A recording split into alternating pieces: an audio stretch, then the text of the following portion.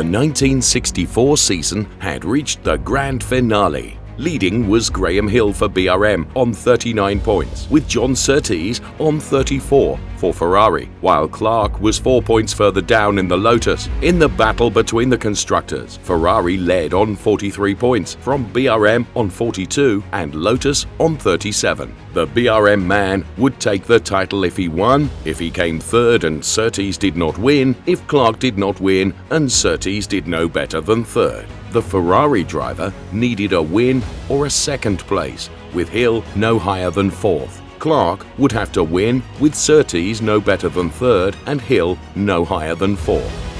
The Mexican circuit is located at 2,500 meters above sea level, inside a large park and sports facility not far from the center of Mexico City. Racing at altitude meant that, because of the rarefied atmosphere, the engines were about 25 horsepower down. In practice, Clark ran his previous year's Lotus 25B, as well as the new 33, which he eventually opted for. Qualifying confirmed the Scotsman had made the right choice, as he took pole position in 1 minute 57.24 seconds, 86 hundredths better than Dan Gurney in the Brabham, 1.3 and 1.4 seconds respectively faster than the Ferraris of Lorenzo Bandini, running the 12-cylinder engine, and Surtees in the V8-powered 158.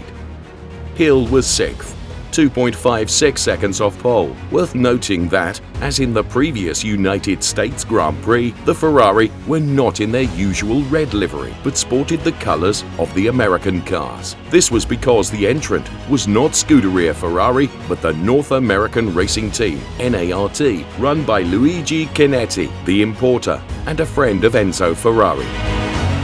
Clark got a perfect start, while Surtees had a few problems and moved off slowly, as did Hill, because the strap on his goggles let go right before the start and he lost time fiddling with the spare ones. At the end of the opening lap, Clark led by 2 seconds from Gurney and Bandini, with Hill and Surtees 10th and 13th respectively. After a further 5 laps, they were up to 6th and 7th, and then fighting for 4th spot, while on lap 18, Clark led Gurney, Hill, Bandini and Surtees. 10 laps later, and Bandini began to put Hill under pressure, and on lap 30, at the hairpin, the Englishman waved his fist at the Italian to indicate he was getting perilously close at certain points on the track. The collision came a lap later, when the Ferrari attacked the BRM at the hairpin again, and both of them spun. They got going again, but were overtaken by Surtees, who moved up to third. The Englishman's BRM had sustained damage, which called for 2 pit stops and effectively put him out of the running. Bandini was in great form and even managed to catch and pass Surtees.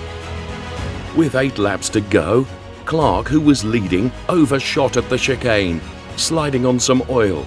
On the following lap, the Scotsman realized the oil was actually coming from his own car.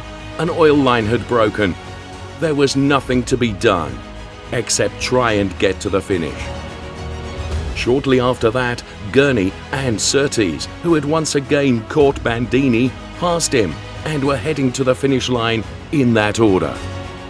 The thrilling finish meant John Surtees had won the title by a single point from Hill, the first and only time a motorcycle world champion also won the Formula One title. Now, he was really a hero of 2 worlds.